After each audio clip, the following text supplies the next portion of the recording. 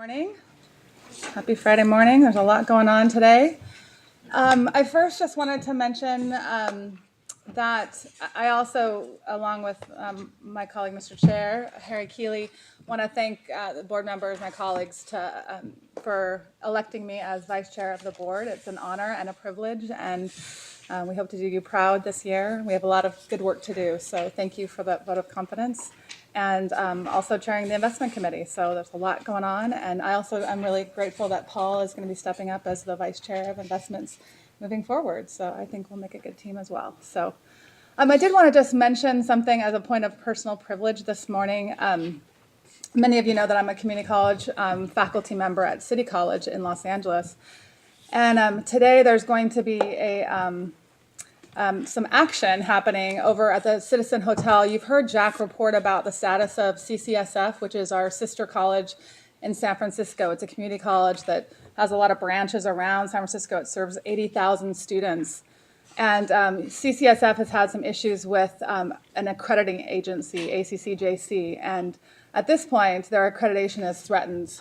They're looking at closing the school on July 1st. And so after this meeting, I'm going to run over there and hang out with my colleagues and protest. There's some issues with the accrediting agency, as you can imagine, and we've had a lot of, actually, our state senators and lots of political voices, Republicans and Democrats, advocating for CCSF and keeping that community college open in San Francisco. So I think since we're a teacher's pension fund, we care about education in California. We care about our K through 12 schools. We care about our community colleges. And I just want to express that my heart is out there with San Francisco and the community colleges up there. And I'm glad that I can be here today with our colleagues after this meeting so we can continue to protect the pensions of the teachers at CCSF. So that's also happening today. So I just wanted to mention that.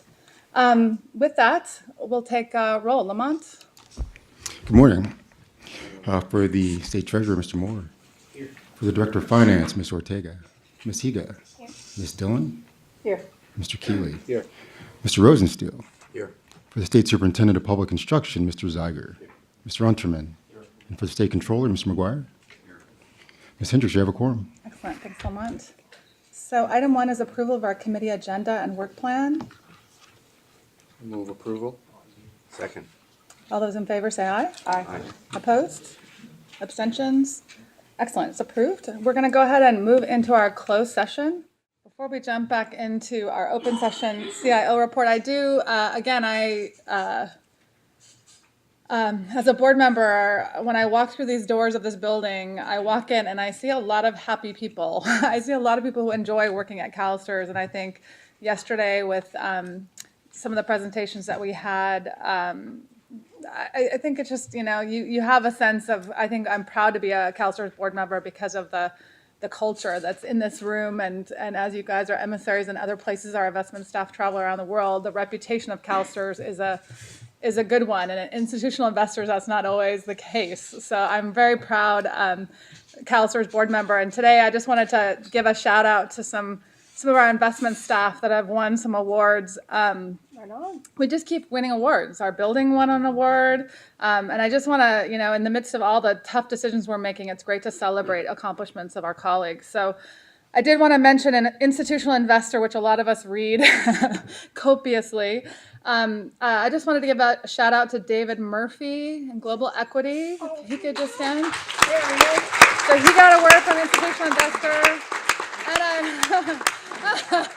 And in true David Murphy style, he's got his whole team standing up with him. So from Global Equity, they received an award. So congratulations. I know it's not just one person, it's always a team. I know Chris drills that into all of you, and we really appreciate the hard work that you did. So well done. Congratulations. And then I also wanted to recognize Josh Diedish. I hope I'm saying your name right. You're apparently a rising star. So in innovations and risk. So Josh, congratulations. Well done. Proud of you. And then also last but certainly not least, we cannot forget our beloved CIO, Chris Ailman. He won CIO of the Year. No surprise to us, but want to congratulate you. We do a lot of hard work for us, and we really appreciate your hard work. So thank you.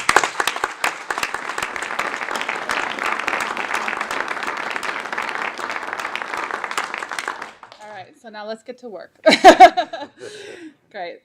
You make us proud. All right, so speaking of which, Chris, it's all yours. So, I'm sorry, so you're coming out of closed? Oh, I'm sorry, we're coming out of closed session. Did you take any action in closed session? We didn't take any motion? action. Okay. No. Thank you, Brian. And now you're in closed session, open Now we're in session. open session. I did get that. Oh, where? For the teacher members in the back of the room, get out your pencils, write it, or pens. You can write it in ink. The portfolio today has hit $185 billion. Clap for that. At May 31st, we closed at 184.8, 0.77. That is the high for the year. The 185 will be the high for the year. We have about 22 trading days left from today. So as I've said earlier, knock on wood, we are not there yet, but we are closing in on year end. It is a very strong year. You can see from the returns in the market, even our monthly portfolio values, we've had only 2 negative months in this 10-month, 11-month period of time. And we talked earlier about the asset allocation. Quick note, it's appropriate I'm using a donut chart. I found out this morning today is National Donut Day. So the stock market has been up very strong this fiscal year. I think that has surprised everybody. We're up almost 22% on the year. You can see just the yellow line kind of connecting the bottoms of the markets, the general trend. I highlighted in yellow circles there to point out when we're wrong. So it's nice to get accolades, but we're wrong frequently. Back in December, we met, and I told you in February the market felt pretty tired. We brought it up again in late February and again in April in emails that the market felt tired, and I even said it in early at the beginning of May. In each of those circles, I said to you in emails, the market felt tired, and each time it fell off a little bit, but then has just continued to rally back stronger every time, quite to everybody's surprise. As we have discussed with the board in closed session, I can say, at least in public session in summary, we have been taking small amounts of profits out of our equity portfolio as this market has continued to climb. As we showed you in the prior chart, we're fully exposed at the target equity, target allocation to equities, but we've used this as an opportunity to take some of the money off the table and take profits as we're rising. This is a backup to look at the longer picture all the way back to March of 2009 when the stock market hit its bottom after the Great Recession. And I think, we had a lot of debate back then about, is it going to be a V, a U, a square root? It actually has been a very surprising V pattern. And I think it's surprised almost all the retail investors. Most people miss this in their IRA. They miss this. A lot of the pension plans have missed this.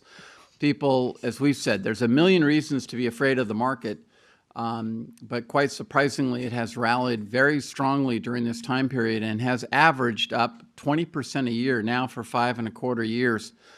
As Harry had mentioned earlier today, that's very long in the tooth for a bull market.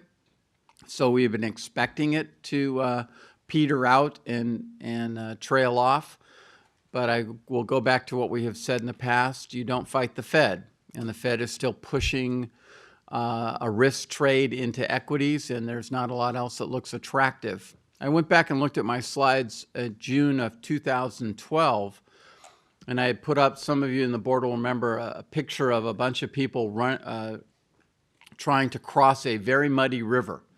And they were all muddy, and my phrase was, we are muddling along. And what surprised me as I went through that slide deck, almost everything we said was true then and is true still today. Growth is slow, employment's coming back, but not terribly strong. Like we saw today, the employment number of new jobs was a good sign. We've now added 1 million new jobs just in 2014. There's concern that the jobs are not high paying enough or not high quality enough or are part-time. So there's good news, but there's also questions in all that good news. But the muddle along has actually been very, very positive for U.S. stocks. And we have been able to ride that wave up and have profited well from it. Obviously, we question That doesn't mean it will continue, and where do we look next for our returns? Here's what the return of the asset classes looks like right now, fiscal year to date. So I guess there's 17 trading days left from today in the fiscal year. And I've ordered them kind of in size. Now, private equity is the private equity benchmark, not the actual private equity index. So that gets into our discussions we've had in the past months. Because it's plus a spread, there's nothing out there I can point to that's earned 24% in the last year other than, say, an individual stock or an individual thing. But U.S. stocks leads the world, up 22%. Non-U.S. is also, though, very strong, up almost 20% on the year. And it's been quite surprising as currency prices have not changed dramatically. The pound is still almost $1.70 to buy a pound. It's $1.36, almost $1.37 to buy a euro. And the yen is at 102. So our policy benchmark looks to be about 17%. We're not going to beat that because of the private equity benchmark being so strong. But I think we're at least pointing to have a very solid year, certainly up in the mid-teens, I hope. But it will depend on the last 17 days. Volatility is present. Odyssey is the real estate benchmark. That's up a double digit. And the only one single digit, as we expect, would be fixed income. But importantly, all the return opportunities are positive. And I think roughly about 5 out of the 6 asset classes will beat their benchmark. When you look around the world, double-digit returns out of almost every market. Canada doing better than the U.S. The only negative returning area is China because of the slower growth than they expected. Japan, Abenomics is still an interesting question. Japan will continue to be pretty volatile. I think Europe surprises people that some of the European markets are up so strong. And then obviously the fixed income market's just been very flat as we would expect. So it's another year like last year, which surprised people, where equity returns will be strong around the world. Here's our asset allocation for the audience. We're very tight to our targets. We're a little over in equity, but as I said, we've been taking profits there. Our cash position at June 30 will probably be pretty high, about 2%, 2.5%. And we're looking for opportunities to put that to work. Everybody would be aware that the teachers obviously generally don't work in the summer, so contributions dry up a lot. We have a negative cash flow more in the summer than we do any other time of the year. So going up the crow's nest and looking out to the future, I had discussed with the board this morning that there are more negatives than there are positives. We haven't even, I think I realized we dropped off that list, even listing terrorist attacks. But obviously that would even be on that list of the bad things that can happen this summer are numerous, and I'm sure that's not an exhaustive list. On the positive side, which keeps surprising people, is you don't fight the Fed, a slow-growing economy. It's interesting. We had said before that we're very worried about the end of the taper, which will be in October. Chair Yellen said that after that, it would be a considerable time before they raised interest rates. She obviously, as we said, she spoke once and said that could be 6 months. People then immediately looked at next April. What's interesting is we looked at the staff at the TAC level at what happens when interest rates rise across what's the impact to U.S. stocks. And 5 times out of 6, U.S. stocks do very well in the early phase of interest rate rise. So I don't think that the end of the taper should be a death knell for the equity market, or if the Fed actually raised rates a little bit. The market will be volatile as it reacts to that new change in a market dynamic. But historically, it actually hasn't been a bad time period. What we'll really have to look at is corporate earnings. And clearly for retirees, a normalization of interest rates would help a lot because most of those people live off the interest income from their investments. And right now, that's been very low. So that's kind of it as we look out. I want to emphasize to the audience, a lot of our annual reports that we produce for the board and for the public that give you visibility about the specific programs within our portfolio, things like securities lending, a very complex activity we do, very detailed. We used to do a verbal report to the board and directed brokerage. Those are both now annual reports, and they're only on the web. So this is part of reducing the size of the board packet. You can go to the .com site. Under the investment tab, you'll see investment reports. The good news is they're available 24/7 and they have a long shelf life. So those are always out there for the board to review those programs and the public to be able to see them as well. That's it. Any questions? Questions from committee members? Seeing none, thank you. Actually, I'm sorry, I do have one last follow-up. I'm going to have Mike send you this picture. I'm sorry I'm holding it up, but it's a picture of downtown Manhattan. So think of the New York Stock Exchange end of Manhattan. As the World Trade Centers are being built up, that skyline will be changing dramatically. We're exposed to 2 buildings down there. We have investments in 2 buildings. Both are residential condo sales, and the sales offices are going to open up here probably in the summer, so our name may come public with those, and I'll have Mike send them out to you. But we're redeveloping the very top of the Woolworth building, so people that know that, that's the green pyramid at the top, very old building. Woolworth's offices and all the upper offices, are going to become condos that we will have been are being refurbished and will be sold. And then also the upper floors of 30 Park Place is a new building. The bottom is a hotel, which we've sold, but the upper part will be high-end homes, which we are also going to be marketing and pre-selling. So there'll be more finally after 9/11. The office buildings are going up downtown, and there will be now residential downtown in that area. And hopefully it'll be part of the whole revitalization of Lower Manhattan. Thanks, Chris. All right, item 8 is our approval of our minutes from April 4th. Can I get a motion to approve? All those in favor say aye. Aye. Aye. Opposed? Abstentions? Great, thank you. All right, Chris, our fiscal plan, item 9 for this next year. Yep. We, at the April meeting, you picked the ballot. Hopefully you all have voted on it. If you hadn't, I would encourage you to do it before you leave today. If you can turn those in, we will tally the votes. And Sharon will report to the retirement board the priorities for the committee. So for those that are new, again, you have a total of 7 points. If one issue is your favorite, you can put all 7 points to it. If you like a bunch of different issues, you can spread your 7 points out. We've tried lots of different methods with this committee. This may seem odd, but it has worked in the past. When I, in the past, would ask simply to prioritize them 1 through 5, believe it or not, we had 12 members, we had 12 number 1s. So we had to find some way to I could see that happening. consolidate the issues.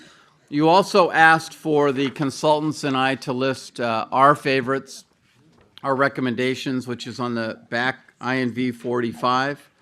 Can I just interrupt and say, is it possible to get hard copies for the board members, right? The ballot. Did we get That's a hard? very interesting point. I just This thought maybe electronic since we age, can- you can't write on an iPad, can you? I just thought since we could get folks today's while I have them here, we can get, so I don't know Can we if do it's that possible. before they leave? Ask Teresa. Teresa is up there watching. If it's possible to do now. So we will that make way. Xerox copies of INV 46 and hand them to you before you leave, and you can jot That down. would be excellent. Oh, look, We're on it. We're Volunteers. collecting them from I our love staff. it. I love it. Oh, there you go. This What a is better way. creative We're problem not solving. free. In the classroom, Are they you need that pre-filled kind out? of. The investment staff has Our told staff them has what our pre-selected priorities what should they be. want. You're welcome. Thanks, David. Thanks, Dave. I think we need a few more. Clever John's thinking. got his right behind you. Teresa, don't And then have to do that. I guess with Tom, since he'd leave Thanks. early, Yeah. we'll just. And Chris, Email. We're good. with Don't Tom, make a he had to- mistake. Tom had to duck out early, so We'll get Tom's votes. you guys can. Oh, we'll vote for Tom. Oh, you'll vote for I Tom. can tell Tom what to. So if we can maybe email him and That would be great. The other item that was added to the work plan is Sharon negotiated for the investment committee to get a whole day at the offsite. And so the first day of the offsite will be at the hotel. The second day will be a tour of the new facility, the new office Jack mentioned yesterday. And that agenda is open. We met with Paul and Sharon and the consultants and had a debate about ideas. We divided the day into two parts. The first part was a discussion kind of about a global market outlook. Remember, in 2015, you're going to be doing your asset allocation study. So it was kind of pointing towards what's the 3 to 5 year outlook and how does that impact our asset allocation study. Sharon was very specific about wanting it to be practical. Let's not talk about just in theory what's going on in the world, but what's it mean to us. So everything we've tried to do is big picture and then right down to what's the impact of CalSTRS. The afternoon, we focused in on a deeper dive in the global equity portfolio, things like home country bias, active passive, value growth. Another suggestion, though, that has been brought up is a discussion about sustainability. And that could be comprehensive into all of E, S, and G, but typically focusing in on what does a more sustainable portfolio look like? What are the future implications for the investment portfolio to major industries? And what we'd like to do, because we want to get some outside speakers lined up now. In fact, one I tried to get yesterday and they can't make the October date already because they're going to be in Germany. So I will spill the beans. We had Mohammed El Alarian had offered to come and speak to us, but he's in Munich that day, so he can't make it. But the afternoon is really your input. I don't know how you want to take that gauge, Sharon, of what you would like to do, but we really think your two options are a deep dive in global equity or a deep dive in sustainability, or you try and cut it in half and just do a little bit of each. But both subjects are probably a 3-hour subject, 3 to 4 hours. Yeah, I don't necessarily want us to make the decision today. I know Paul and I have chatted, and I think maybe after today, Paul and I can follow up with you and our consultants. And obviously, as board members have input, we'd love to hear them. So if you have input now, great. Otherwise, I think we're going to be talking after this meeting a little bit more. Okay. And if you guys all voted, you can. David, you want to go collect him again? Sure. Sorry, since you got up last time. David will collect him and we'll total him, and I'll get you an email this got afternoon some. to let you know how it totaled out. If you just want to fold it up or not fold it up, doesn't matter. So I think we've got everyone. Great, thanks. Great. Thanks. All right, and then item 10, review of California. Item 10 is the investments. completion of our work project for the spring, which was a review of our California investment policy. We did a lot of that in February, took a break in April, and then came back to it. As we've said, we've had a long history of investing in California. I know there's been some press interest in this agenda item, so I want to make it clear we have been and can remain consistently invested in California. I think what we're adjusting in our policy is a question of the emphasis and the proper balance. We have had, we do a California investment report. That's one of the annual reports that's posted on the web for you annually. We also look at the impact of our investments in California. Recently, I saw where a teacher had said we only had about 2% of the portfolio in California. That was a misunderstanding. 2% of the portfolio is in the underserved urban and rural parts of California. Over 15% of the portfolio is invested in California. And we've discussed in the past the pros and cons of having in-state programs and the pros and cons of being exposed. At one point, I remember a mayor of a major city approached this board and argued about a tenant that was going to be in a mall. And so sometimes there are positives where we can be part partners for change, and then we've recently experienced a time where we were a partner for change and the city didn't like that change. So there are pluses and minuses with these ideas. What we're proposing is a wording change to the policy that we think just simply provides proper balance, but not an overall change to the policy. And it's available for a first reading. You've seen most of these changes in February. This is the first time you're seeing the policy, so it's up to you if you want to adopt it today or wait for another time period. So this is an example of it's informational right now. We could change it into an action item. Is that what you're saying, Chris? Okay. And PCA has reviewed it and recommends with staff changes to the policy. Any questions, comments from committee members? Dana? So Chris, staying with my theme for the week, I guess, at least within appeals, on the first page of the actual policy, where we talk about ESG and the reference that we're putting in all our policies, that last sentence should be with instead of will. Thank you. I thought we had corrected that. I That's okay. apologize. And Go ahead. yes. I was just going to say, I mistakenly did not make any reference to the state of Jefferson in here. I hope that's okay. Somebody's gonna have to invest in it because there's not a whole lot of money up there. We do consider it rural. And I have forgotten to go on to see if the ordinance thing passed. So, at least in Siskiyou County. I do have a couple other questions. Under the investment plan. So, Which page are you on, Dana? it's 54. So Chris, we took out language at the start of the investment plan section, talking about public equity, fixed income, real estate. Those asset classes are still all within the policy somewhere, correct? Correct. Already. And then, That language was oddly redundant. It was identical to what was on INV 53 under investment goal. I don't know why Okay. it had been there since '08, where it had been repeated twice. alrighty. And I thought I had another question. Are we keeping the 2% underserved areas? Yes. Okay, that's it for me then. Okay. Frank? The current policy goal is 2% of the total portfolio. You're proposing to back off a bit and just 2% of the defined benefit program. So what programs would not be subject to this requirement? We're trying to make that clarification that the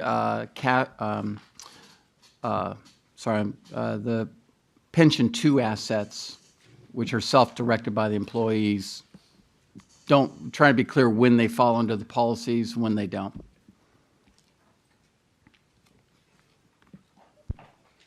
And, pension 2 is identified. It's everything that's not pension 2 is sort of DB. I called it pension 1 once, but got in trouble. So we need a name for it. We call it the DB side.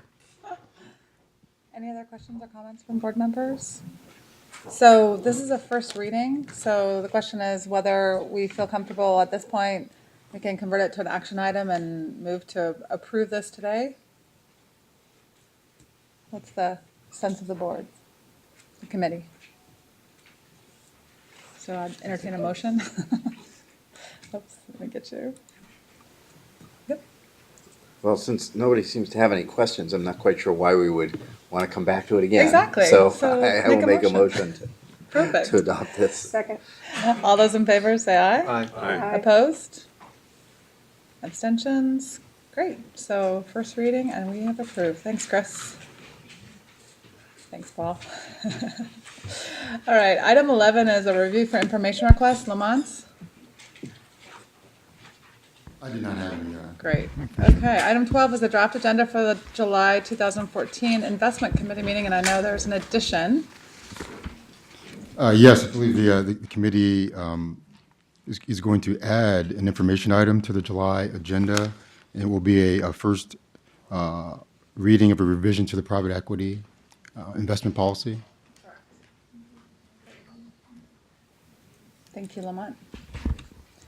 All right, and now we have opportunities for statements of the public, and I know we have a couple of, oh, go ahead, Chris.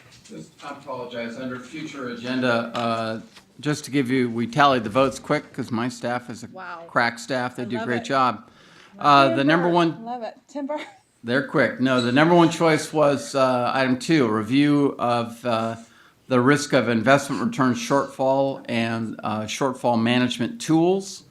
And then the second was evaluation education on ESG issues and the Clean Trillion Pledge. So those are the 2 issues that we'll put forward for the board to adopt for the investment committee's objectives for next year, and probably in that rank order, but we can debate about it. And that'll set our table. Great. Thanks, Chris. Oh, Dana? Hang on. So Chris, it looks like as a committee, we kind of ignored the one item that all 3, both our consultants and you had as something. I'm thinking if you think it's important and both our consultants think it's important, is that something that you think you ought to be able, can you get that into your Wanna plate reiterate also? that so that- It's hard to get all 3. I think it's interesting. The first 2 items both got almost over, one got 30 points and one got almost 20, and the next one only got 11. So there's a big gap on your interest on absolute return. It fits into the 2015 asset allocation study, so I think we can.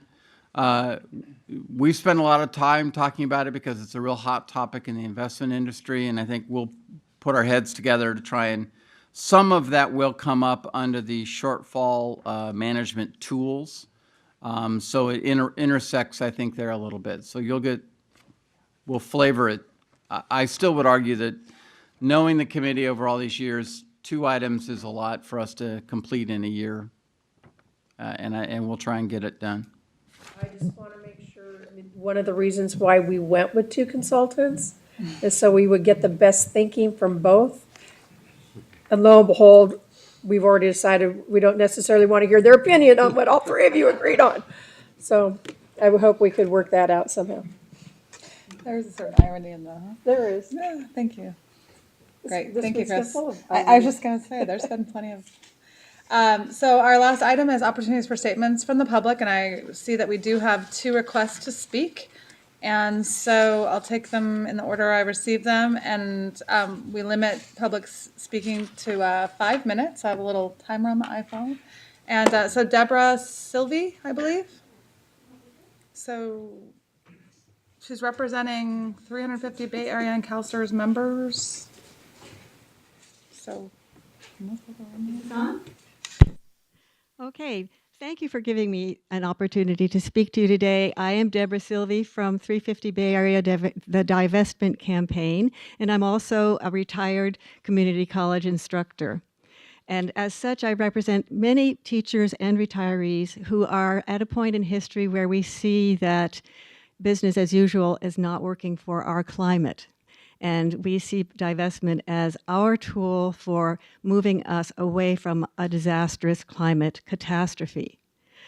I do want to explain what the 350 means. As you may know, the 350 in our organization comes from the 350 parts per million of carbon dioxide in the atmosphere. And that's agreed upon by scientists as a maximum level of carbon dioxide if we're to keep greenhouse gases from warming the planet beyond 2 degrees Celsius. That's the temperature rise that governments across the world have agreed upon as a limit above which we should not go, but we are on our way to going way beyond. I want to say that we do applaud the efforts of CalSTRS, and we know that you've been in the forefront of working on climate risk and engaging with companies, and particularly in engaging them to report, to report on the risks that stricter limits on carbon emissions will place on their business. We do question and have deep concerns about how much this shareholder engagement can accomplish when these companies are going to be asked to keep at least 2/3 or more of their assets in the ground. The coal, oil, and gas that they have as assets on their books cannot be burned if we're to have a future of a livable planet for our students, for our children, for our grandchildren. So this is really an emotional issue for us, but we also see that the financial community is beginning to talk about what these stranded assets mean in terms of fiduciary responsibility, in terms of not being able to actually access those assets and having them be stranded for our investments as well as for the environment, or in order to protect the environment. So we hope that we'll be able to meet with the investment committee at some time that's appropriate for you. And we have questions about what you are accomplishing. We are very interested in what's been going on with the shareholder engagement that you've been accomplishing with the reports that you got from Exxon and so on. But we are really deeply concerned, and we would love to have some input from you about where you see CalSTRS going in the future. I thank you so much for your attention. Thanks, Ms. Sylvie. Appreciate it. Jane Vosberg?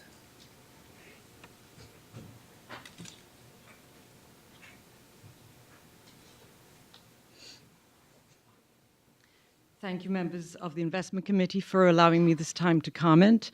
I am Jane Vosberg. I am a retired teacher from Santa Rosa, and I'm here today to ask you to divest, over a period of 5 years, CalSTRS current securities in fossil fuel. Divesting from CTI's top 200 fossil fuel companies will ensure the safety and stability of CalSTRS portfolio for the long term for all CalSTRS teachers. Global warming is the most serious threat that humanity has ever faced. In fact, our very existence as a species depends on the actions that we take today. Believe me, it's hard to say that without sounding alarmist, but the numbers are clear. We can emit no more than 565 gigatons of carbon dioxide before 2050. At our current rates of emission, we are going to reach that limit at 2030. So what is even more shocking is that fossil fuel companies already have in their reserves the capacity to emit 2,795 gigatons of carbon dioxide. That is 5 times the safety limit. And that, again, is if we do not want to increase the 2 degrees Celsius that the world leaders have agreed on. The bottom line, if we are to preserve the planet for our children and grandchildren, the fossil fuel industry must keep 80% of its reserves underground. These reserves will inevitably become stranded assets. Our moral obligation to future generations alone should be enough to jumpstart us into action, but I will focus here on the financial reasons for divesting. Former Commissioner of the United States Securities and Exchange Commission, Beavis Longstreth, argues that the future prospects of fossil fuel companies are suffering and will continue to suffer from 4 rapidly evolving developments. The first development, governmental restriction, and last week we had the EPA announce its Clean Power Plan. The second development that is of concern, the advances in alternative sources of energy for power. They're increasing. Solar and wind revolution is taking off, and there is going to be lessening demand for coal, oil, and gas. And yesterday, the Carbon Tracker Institute issued a report warning investors of China's changing coal consumption and its impact on investments. The other one is the rapidly growing grassroots action, including those by stockholder groups against fossil fuel companies. And finally, the growing stigmatization of fossil fuel companies, which creates a negative domino effect within the companies themselves, including their stock valuations. The CalSTRS divestment process of engagement, evaluation, and divestment might be commendable under normal circumstances, but the occurrence of rapid global warming to the point of catastrophic climate change is not normal. We are faced with the first in human history need to stabilize the climate to mitigate the projected suffering of our children and their children. Business as usual is not an option. ExxonMobil CEO Rex Tillerson was, quote, confident that none of its hydrocarbon reserves are now or will become stranded, end quote. And the company spends $100 million a day and will do so through 2016 in search of yet more oil and gas to burn. how can engaging with such companies convince them to forgo 80% of their assets? I don't see how that's possible, and please enlighten me if you do. In conclusion, I ask you to heed the warnings of big financial institutions, HSBC, IMF, Citibank, and World Bank, that the fossil fuel industry is creating a carbon bubble. The bursting of the dot-com bubble at a loss of $5 trillion was bad. The bursting of the housing bubble at $7 trillion was horrendous. The projected bursting of the looming carbon bubble with a loss of $26 trillion is going to send the world economy into a tailspin. I urge you all as fiduciaries of CalSTRS long-term investments to protect our CalSTRS portfolio by divesting from fossil fuel companies over a period of 5 years, and to prevent, in the words of PricewaterhouseCoopers, the mother of all risks. Thank you very much for your time. Appreciate that. And because we'll have someone be able to follow up with them to give, if they have questions or information. Great. Thank you so much. Any other statements from the public? With that, I believe we are adjourned. So thanks, everyone.